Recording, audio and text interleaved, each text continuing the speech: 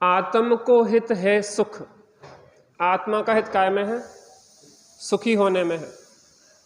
अर्थात प्रत्येक आत्मा सुख चाहती है, प्रत्येक आत्मा सुख चाहती है और सुखी होने में ही उसका हित है। और हमारे देव का उपदेश भी सुखी होने के लिए है, गुरुओं का उपदेश भी सुखी होने के लिए है, और जिनवाणी भी निरंतर सुखी होने का ही उद्बोधन कर रही है, नित्य बोधनी। थोड़ा सा और विचार करें कि सुख स्वभाव है। स्वभाव क्या है? सुख। प्रत्येक आत्मा की पुकार क्या है? सुख। सच्चे देवसाद गुरु भी किसको दर्शा रहे हैं? उस सुख को। फिर भी जीव दुखी। देखो, आज वर्तमान में जीव जितना सुखी होने का प्रयत्न कर रहा है वो उतना दुखी होता चला जा रहा है, क्योंकि दिशा विपरीत है। आत्मा में सर्वज्ञत्व नाम की शक्ति है, सर्वदर्शित्व नाम की शक्ति है। क्या है? सर्वज्ञ सर्वदर्शित्व नाम की शक्ति है। तो वो सर्वज्ञ और सर्वदर्शित्व जो शक्ति है, सबको जानना और देखना उसका स्वभाव है, लेकिन ये सबको जानना देखना स्वभाव होने से यह जीव सबको जानने देखने का प्रयत्न करता है।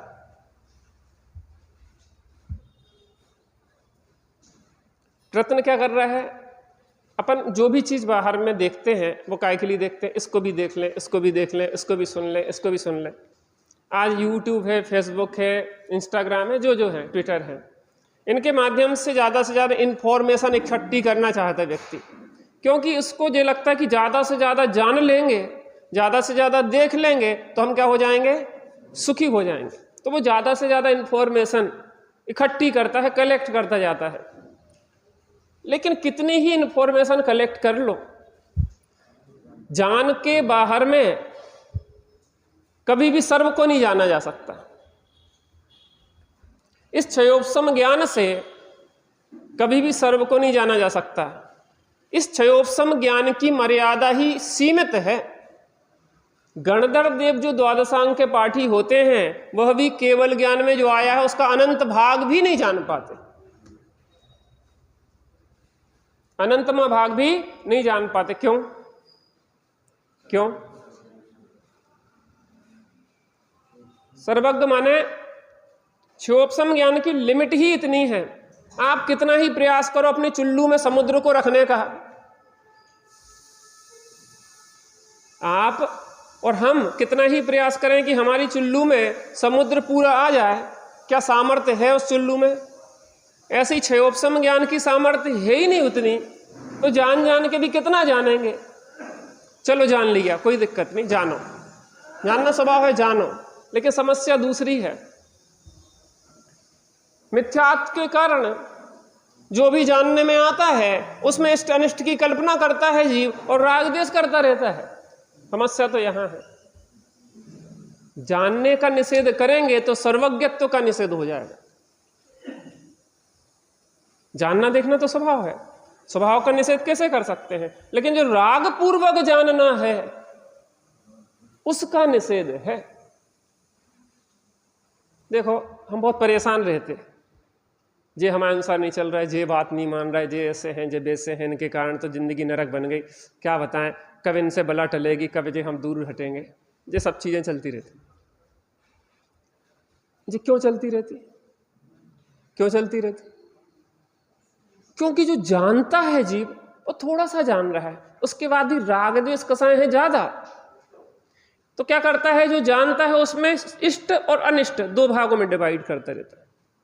जो इष्ट मानता है उसको बनाए रखना चाहता है, उससे राग करता है, उसको बनाए रखना चाहता है। जैसे अनिष्ट मानता है उससे द्वेष करता है, उसे दूर हटाना चाहता है। इसी में पूरा जीवन निकल जाता है। आप देखो इसके अलावा चलता क्या है। इसलिए द्रव्य संग्रह में कहा, मां मुझ मां रज मां दूस इट्ठ निठ अट्ठेसु। पदार्थों में इष्ट अनिष्ट पदार्थों में। तो इसका मतलब नेमीचंद स्वामी, आप क्या पदार्थों को इष्ट अनिष्ट मानते हैं? आप कह रहे हैं इष्ट अनिष्ट अर्थेषु, अर्थ इष्ट अनिष्ट अर्थेषु, अर्थों में, पदार्थों में, इष्ट अनिष्ट पदार्थों में राग द्वेष नहीं करो। जब आप ही कह रहे हो कि पदार्थ इष्ट अनिष्ट हैं तो राग द्वेष क्यों नहीं करें? प्रश्न समझ में आया कि नहीं आया? आप कह रहे हैं कि इष्ट और अनिष्ट पदार्थों में राग द्वेष नहीं करो, तो आप खुद ही कह रहे हैं कि ये पदार्थ इष्ट अनिष्ट हैं। जो पदार्थ इष्ट है तो उसमें राग होगा ही होगा, जब पदार्थ अनिष्ट है तो उसमें द्वेष होगा ही होगा। तो गलत क्या कर रहे हैं हम? तो उन्होंने कहा नहीं, बच्चे को बच्चे की भाषा में समझा रहे। जाओ अपनी मम्मी को बुला ले आओ। नहीं, अपनी को नहीं, जाओ मम्मी को बुला ले आओ। किसको बुला ले आओ? मम्मी को। किसने कहा? पापा ने। तो किसकी मम्मी को बुला के लाएगा बच्चा? पापा की मम्मी की, कि अपनी मम्मी को? तो कह तो रहा है कि मम्मी को बुला ले आओ। तो वहां अभिप्राय क्या है? बच्चे को बच्चे की भाषा में बोल रहे हैं कि जाओ मम्मी को बुला ले आओ। तो बच्चा समझ रहा है कि मुझे अपनी मम्मी को बुला के लाना है। पता है, अज्ञानी की जो सोच होती है ना, उसकी सोच क्या होती है कि पदार्थ इष्ट है अनिष्ट है। तो अज्ञानी की तरफ से कह रहे हैं कि तुझे जो पदार्थ इष्ट अनिष्ट लगते हैं, उन इष्ट अनिष्ट पदार्थों में राग द्वेष मोह नहीं करो। मतलब यह है कि वास्तव में पदार्थ इष्ट अनिष्ट कोई है नहीं, तो राग द्वेष मोह करता है, ये व्यर्थ है। दौलत राम जी से पूछा कि 5 इंद्रिय के विषयों में जो विषय बनते हैं, उन 5 इंद्रिय के विषयों में हम क्या करें? अब 5 इंद्रियां हैं, वो विषयों की अपनी व्यवस्था चलती है ना। इंद्रियां हैं तो इंद्रियों की व्यवस्थाएं भी चलेंगी। तो उन्होंने कहा कुछ नहीं, तुम चलने दो, जो प्रक्रिया चल रही है इंद्रियों के माध्यम से भोग हो रहा है, होने दो। बस इतना सा करो, रस रूप गंध तथा फरस अरु शब्द शुभ अशुभाव ने तिनमें न राग विरोध। क्या क्या नहीं करो? राग विरोध। राग विरोध माने राग और द्वेष नहीं करो। इष्ट विषय हो तो राग ना करो, अनिष्ट विषय हो तो द्वेष ना करो। तिनमें न राग विरोध पंचेंद्रिय जयन पर पद पावने। तुमने पंचेंद्रिय जय पद प्राप्त कर लिया है। कैसे जियो? कैसे जियो? राग द्वेष नहीं करो। और यूं कहें कि मोह राग द्वेष नहीं करो। द्रव्य संग्रह जी की भाषा में क्या कहेंगे? मोह राग द्वेष नहीं करो। मोह माने क्या होता है? इष्ट अनिष्ट की कल्पना। मोह माने मिथ्यात्व, मिथ्यात्व से इष्ट अनिष्ट की कल्पना होती है। टोडरमल जी से पूछा कि राग द्वेष क्यों उत्पन्न होते हैं, तो उन्होंने कहा मिथ्यात्व के कारण जब पर पदार्थ इष्ट अनिष्ट भाषित होते हैं, राग द्वेष उत्पन्न होते हैं। तो कैसे दूर करें? तत्व ज्ञान के अभ्यास से। जब पर पदार्थ इष्ट अनिष्ट भाषित ना हो तो स्वयं राग द्वेष उत्पन्न नहीं होंगे। प्रभात भैया, समझ में आ रहा है क्या कहना चाह रहे आचार्य देव? जैसा पदार्थ है वैसा जानो, ना वो हमारा है, ना अच्छा है, ना बुरा है। जो है सो है, जो ज्ञात वो तो वही है। पदार्थ को पदार्थ की दृष्टि से देखो तो कोई समस्या नहीं है, पदार्थ को अच्छे बुरे की दृष्टि से देखो तो समस्या ही समस्याएं हैं। पानी बरसना अच्छा कि बुरा?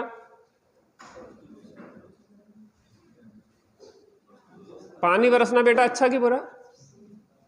कितने परेशान हो गए, रास्ता में कीचड़ कीचड़ है, फिसलन है, कोई गिर रहा है, कोई पड़ रहा है, कई कपड़े भिड़ रहे हैं, बड़ी समस्या है। पानी नहीं बरसना चाहिए। पक्का कर दे, पानी नहीं बरसना चाहिए है? अच्छा ये बताओ, बरसना चाहिए कि नहीं बरसना चाहिए? है? है? बरसना चाहिए कि नहीं बरसना चाहिए? बरसते ही रहे 12 महीना। ज्यादा नहीं बरसना चाहिए, जितना चाहिए उतना बरसना चाहिए। गजब हो गया। अब जे पैमाना हम सबसे रखवा रहे कि कितना बरसना चाहिए। प्रभात भाई, कितना बरसना चाहिए कि मंदिर आए तब बंद हो जाए और घर पहुंच जाए तब उसके बाद चालू हो? इतना बरसना चाहिए? पता, एक व्यक्ति के पैमाने अलग अलग समय में अलग अलग बदलते रहते हैं, क्षण क्षण में। आप टिक्के तो रहो एक बात पे टिक्के तो रहो। अभी लगता है कि यार गर्मी है, अब थोड़ी ठंडक हो जाए। ठंड सी हो गई अब तो। पंखा चलना चाहिए कि नहीं चलना चाहिए? नहीं, वो हम दूसरे एंगल से कह रहे हैं। अभी ठंडक हो जाए ना, पानी अच्छो बरस जाए तो ठंडक बंद कर दो। पंखा का गिलाएं चला रहे, बंद तो करो, मना नहीं कर रहे, हम तो एक एग्जाम्पल देख रहे हैं।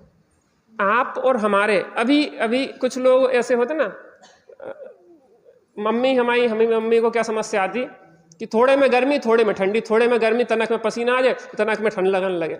ऐसे हार्मोन्स वगैरह परिवर्तन होते हैं ना, तो उसकी समस्या आती है। हम ये कह रहे हैं, उन्हें जब गर्मी लगती तो पंखा चाहिए और जब ठंडी लगती तो पंखा बंद करना। तो क्या करें? इसका मतलब ये है कि राग द्वेष नहीं करो। जो पदार्थ का परिणमन हो रहा है, जानो और देखो, खुश रहो, क्योंकि कोई पदार्थ अच्छा बुरा नहीं है। बात कहाँ से शुरू हुई? व्यवहार सम्यक्त की बात यहाँ प्रारंभ कर रहे हैं, उसकी भूमिका चल रही। प्रारंभ हुआ था आत्म को हित है सुख, आत्मा का हित काय में है? सुखी होने में। आत्मा का स्वभाव भी सुख स्वभावी हूं और सुख चाहता भी हूं, और सच्चे देव सद्गुरु भी सुखी होने का मार्ग बता रहे, फिर भी हम दुखी हो रहे। बात यह चल रही, क्यों? क्योंकि मिथ्यात्व के कारण जहां सुख नहीं है वहां सुख की खोज है। इतनी आकुलता बिन कहिए तो सुख का लक्षण बताइए पहले तो। निराकुलता, इसका मतलब यह है, अब से भैया आपके जीवन में आपने सुख के जो साधन जुटाए, वो सुख के साधन है कि दुख के साधन है?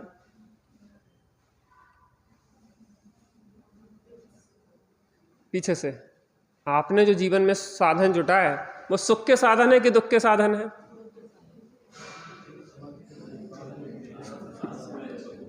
नहीं, समझो, इस दृष्टिकोण से समझो, क्योंकि जितना परिग्रह होता है उतनी आकुलता बढ़ती है। परिग्रह चिंता दुखी जानो। जितना जितना आप इकट्ठा करते जाओगे ना, उस संबंध में विकल्प चलना शुरू हो जाएंगे।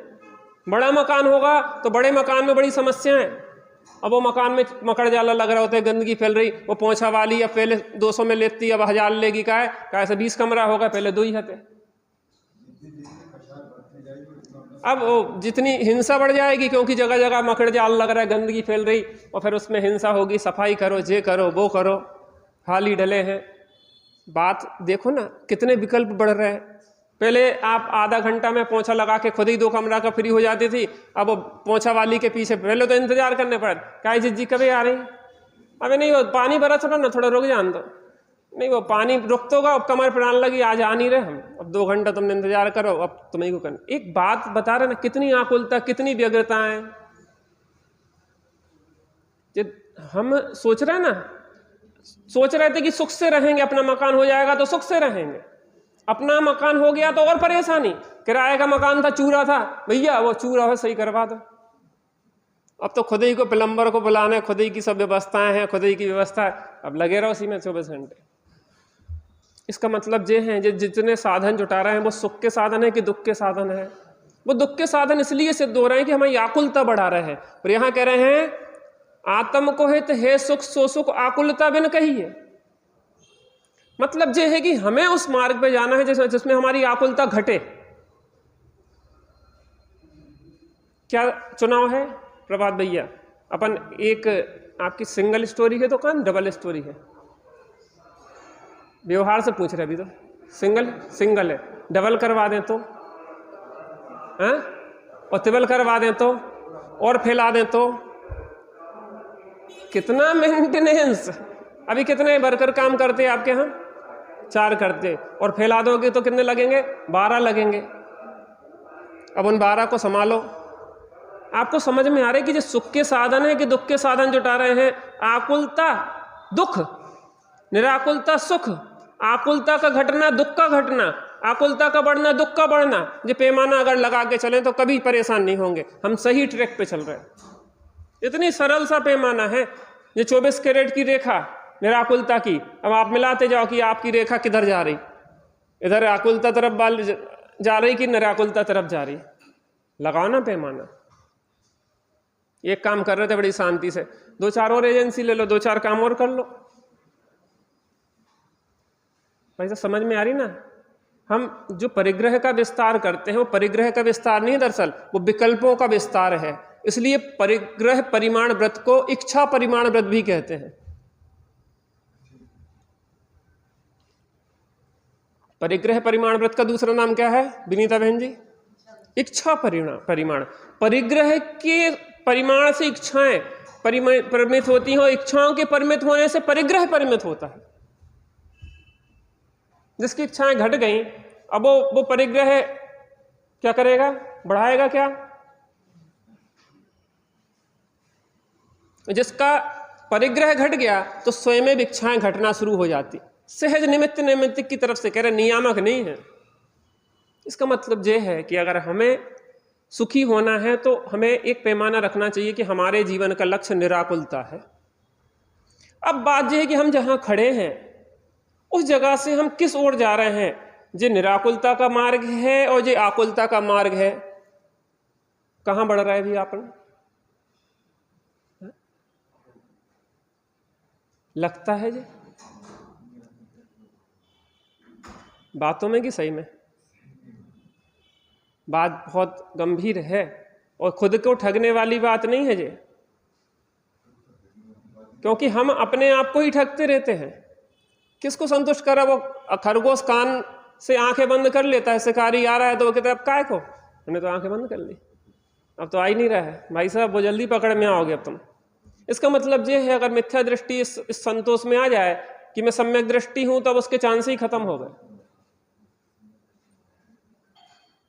चांस खत्म, क्योंकि वो भ्रम में पड़ गया। उसको लगने लगा, मुंह फुला लिया है समय सार जी का कलश, मुंह फुलाया है ऊंचा करके, मैं सम्यक दृष्टि मुझे बंद नहीं होता, अब तो मैं घोर बंद होगा, अब डायरेक्ट निगोद न रख जावे की तैयारी में हो।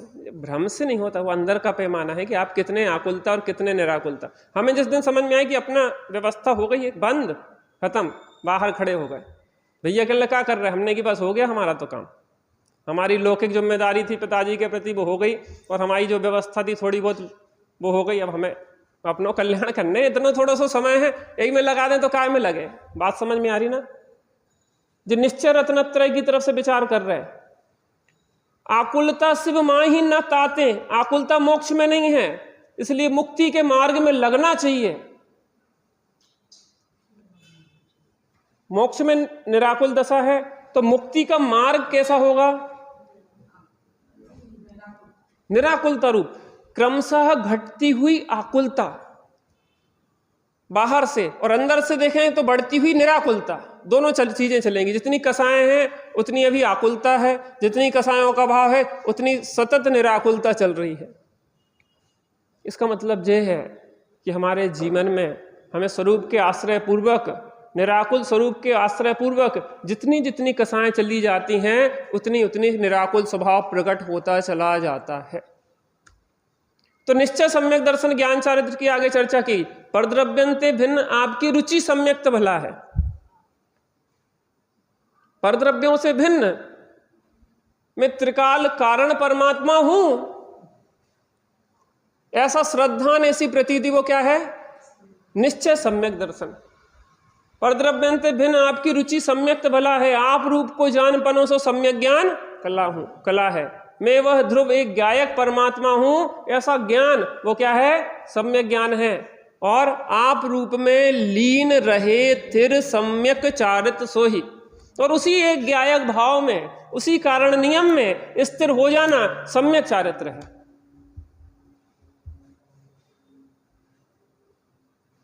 उसी में नियम, कारण नियम में स्थिर हो जाना, तो वो कारण नियम रूप मुक्ति मार्ग रूप परिणमित जो परिणति है वो क्या है? प्रकट हो जाती है। इसके आगे चर्चा की जीव अजीव तत्वरु आश्रय। अब व्यवहार मोक्ष मग सुनिए हेतु नियत को हुई। हेतु माने क्या होता है? कारण। निश्चय सम्यक दर्शन का कारण क्या है? क्या है? व्यवहार सम्यक दर्शन ज्ञान चारित्र। व्यवहार सम्यक दर्शन ज्ञान चारित्र। देखो, व्यवहार दो प्रकार का होता है, एक सद्भूत, दूसरा असद्भूत। असद्भूत व्यवहार में कहें तो सम्यक दर्शन में निमित्त रहेंगे सच्चे देवसाद गुरु, और अंतरंग निमित्त में कहें तो दर्शन मोह का उपसम छह उपसम, एक बहिरंग निमित्त, एक अंतरंग निमित्त। अभी किसकी तरफ से चर्चा चल रही है? असद्भुत व्यवहार न्याय की तरफ से विचार करते हैं। जब पता, जब भी शुद्धात्मा मिलेगा सच्चे देवसाद गुरु के प्रताप से ही मिलेगा, अन्य के प्रताप से नहीं मिलेगा। क्या बिना सच्चे देवसाद गुरु के किसी के सम्यक दर्शन हो जाएगा? क्या कुगुरु कुदेव कुधर्म के पास सेवन करते रहें, सठ अनायतनों में घूमते रहें, तो क्या हमें आत्मा का सच्चा श्रद्धान हो जाएगा? नहीं होगा। तो सच्चे देवसाद गुरु के पास आएंगे तभी क्या होगा? सच्चा श्रद्धान होगा। तो देव जिनेन्द्र गुरु परिग्रह बिन धर्म दयाजुत सारो, यही मान समकित को कारण। सम्यक का कारण क्या है? यहां पे देव की चर्चा आगे आने वाली है ना व्यवहार सम्यक्त में। बहुत गजब गजब है एक चीज, क्योंकि जो अभी चैप्टर जो चलने वाला है व्यवहार सम्यक्त का, इसके लिए जो भूमिका जरूरी है समझना। सच्चे देवशास्त्र गुरु के बिना आत्मा मिलता नहीं है, और सच्चे देवशास्त्र गुरु आत्मा देते नहीं है। क्या कहा? सच्चे देवशास्त्र गुरु के बिना आत्मा मिलता नहीं है, और सच्चे देवसाद गुरु आत्मा देते नहीं हैं। जब भी आत्मा मिलता है तब सच्चे देवसाद गुरु ही निमित्त होते हैं, अन्य नहीं होते हैं। क्या कहा? तो नरकों में भी परोक्ष रूप से होते हैं, और यहां पे प्रत्यक्ष रूप से हो रहे हैं। त्रियंशों को परोक्ष रूप से उनके स्वरूप का श्रद्धान है, उनके पास एक निराकुलता का पैमाना है। जो स्वरूप के आश्रय से शांति मिली है ना, वो जानते हैं, उनके श्रद्धान में है कि पूर्ण निराकुल दशा को भी प्राप्त कोई होगा, वो सच्चे देव श्रद्धान है। इस निराकुलता के मार्ग पे कोई चल रहा होगा, वह गुरु का श्रद्धान है। उस निराकुलता की बात को बताने वाला कोई है, वह सच्चा धर्म का श्रद्धान है। वो भावात्मक है, वो फीलिंग जो अंदर में कर रहा है, अब उसकी अंदर से है कि ये पूर्ण निराकुल दशा कैसे हमारी परिणति में आए, और जो पूर्ण निराकुल दशा को प्राप्त हुए हैं उनके प्रति सहज ही बहुमान बरत रहा है।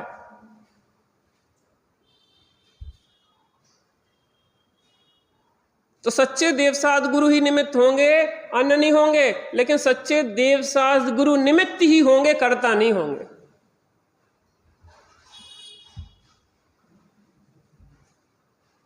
कर्म दर्शन मोह कर्म का उपसम क्षय उससे उपसम अंतरंग निमित्त होगा, लेकिन दर्शन मोह का उपसम क्षय क्षयोपसम आत्मा की परिणति नहीं कर सकता। रत्नत्रय रूप परिणमित होना वो आत्मा की स्वयं की शुद्ध उपादानगत योग्यता है। अरे यहां तक कि मोहराग देश रूप जो परिणमन हो रहा है वो भी परद्रव्य नहीं करवा सकते, वो उसकी अशुद्ध उपादानगत योग्यता है। कोई समझ में ना आया तो पूछ लिया करो। क्या कहा? मोहराग देश रूप भी परिणमित कोई दूसरा नहीं करवा सकता, वो स्वयं की अशुद्ध उपादानगत योग्यता ना हो तो। पता, दो द्रव्यों में वैभाविक परिणमन की सामर्थ्य है। किसमें? जीव और पुद्गल में। धर्म अधर्म आकाश काल को वैभाविक परिणमन करके दिखा दो, तुम्हारी ताकत हो तो। क्यों नहीं करवा सकते? क्योंकि उसमें उपादानगत योग्यता ही नहीं है, अशुद्ध उपादानगत। जीव और पुद्गल में है तो पुद्गल और जीव परिणमित से अशुद्ध रूप परिणमित हो जाते हैं, लेकिन उसमें योग्यता ही नहीं है। इसका मतलब यह है कि हमारा कार्य हमसे ही होता, दूसरों से होता नहीं। इसका मतलब यह है कि सच्चे देव साधगुरु भी जबरदस्ती सम्यक दर्शन नहीं करा सकते।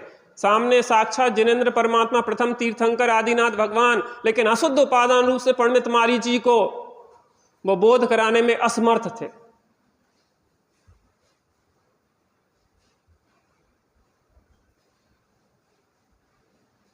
यशोधर मुनिराज, भावलिंगी संत, स्वरूप गुप्त, और लेकिन अभी अशुद्ध उपादान रूप से परिणमित होते राजा श्रेणी को, सप्तम नर्क के बंद को वो रोक नहीं सकते। तो सामने निमित्त क्या है? छल ग्रहण करने वाला श्रोता, सामने वीतरागता का पोषण करने वाली जिनवाणी है। तब भी निश्चयाभास, उभयाभास और व्यवहाराभास और अनुभयाभास लेके संसार में भ्रमणता है। तो उसकी स्वयं की अशुद्ध उपादानगत योग्यता। लेकिन सच्चे देवसाद गुरु को इसलिए कहा जाता है कि मुख्यता से यह जीव के हित में ही निमित्त होते हैं, और अगर अशुद्ध उपादानगत योग्यता है, नरक जाने की है, तो इन्हीं को नरक जाने में निमित्त बना लेगा वही। राजा श्रेणिक के नरक जाने में कौन निमित्त थे? डर क्यों रहे? स्वयं तो ठीक है, निमित्त की बात कर रहे। यशोधर मुनिराज थे। मारीची के संसार में एक कोड़ा कोड़ी सागर तक भ्रमण करने का निमित्त कौन थे? आदिनाथ भगवान। जब द्रव्य स्वयं अपनी उपादानगत योग्यता से परिणमित होता है तो निमित्त पे आरोपण आता है। निमित्त कोई करता होता क्या? देखो, वस्तु की व्यवस्था और निमित्त नैमित्तिक संबंध का हमें व्यवस्थित ज्ञान होना चाहिए। देवसाद गुरु का भरोसा छोड़ने लायक भी नहीं है और देवसाद गुरु के भरोसे पड़े रहने लायक भी नहीं है। देवसाद गुरु का भरोसा छोड़ दोगे तो कहां जाओगे? कुगुरु कुदेव कुधर्म के तरफ। और देवसाद गुरु के भरोसे ही पड़े रहोगे तो कैसे अपना हित करोगे? उन्हीं की ओर देखते रहे तो यह भी राग है, यह राग शुभ है, यह स्वर्ग पहुंचा देगा, लेकिन स्वर्ग भी संसार है।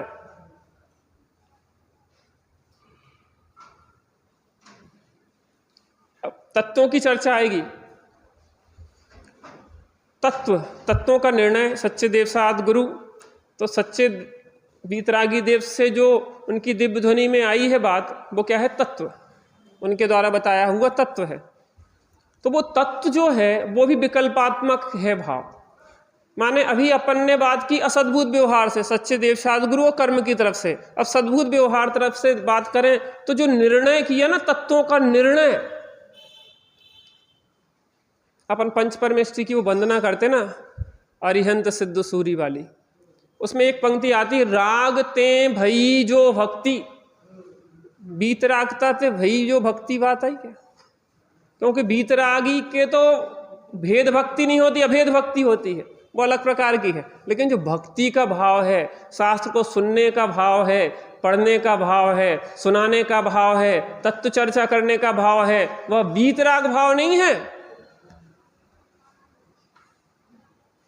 वो राग भाव है।